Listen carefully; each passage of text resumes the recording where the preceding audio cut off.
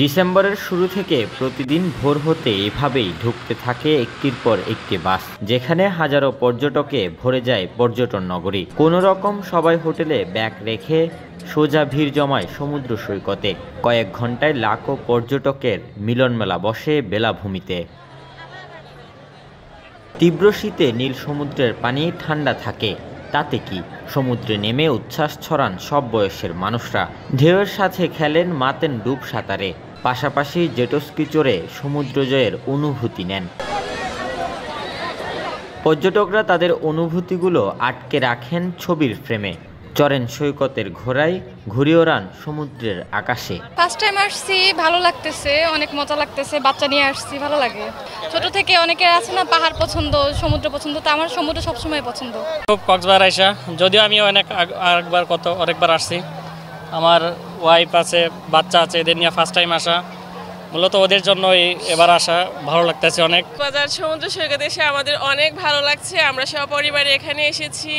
বাংলাদেশের বৃহত্তম সমুদ্র সৈকত, এখানে আসতে পেরে নিজেকে খুবই ধন্য মনে হচ্ছে। হ্যাঁ, প্রতি বছর আসা হয়।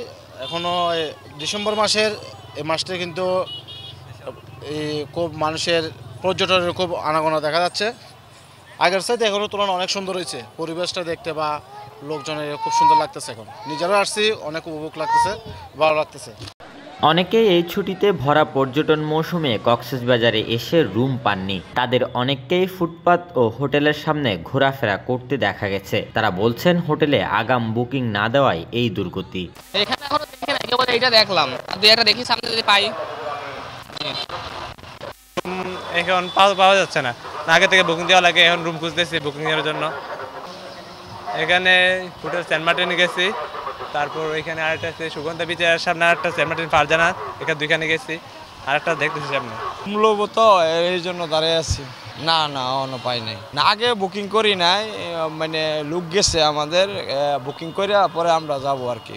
পর্যটন ব্যবসায়ীরা বলছেন, ছুটির দিনে এমনিতে পর্যটকের চাপ থাকে, তার উপর স্কুল কলেজের পরীক্ষা শেষে সে চাপ আরও বেড়েছে। এখন শীত আসি বলে প্রায় শীত চলে আসছে কক্সবাজারে। পৃথিবীর দক্ষিণ এশিয়ার সবচেয়ে বৃহত্তর সমুদ্র বন্দর কক্সবাজার। যেই পরিমাণে আমরা পর্যটক আশা করছি, দেখা যাচ্ছে সপ্তাহের মাত্র একদিন শুক্রবারে পর্যটক হচ্ছে। এবছরের পর্যটন ব্যবসা মোটামুটি গেস্ট ভরপুর কক্সবাজারে। আজকে এই শুক্রবারে অ্যাকচুয়ালি বিগত বছর নিয়ে এই শুক্রবার ভালো যাচ্ছে। তারপরে কালকে পরশুদিন তাও মোটামুটি ভালো হবে, এরপরে আবার একটা গ্যাপ পড়ে যাবে আর কি।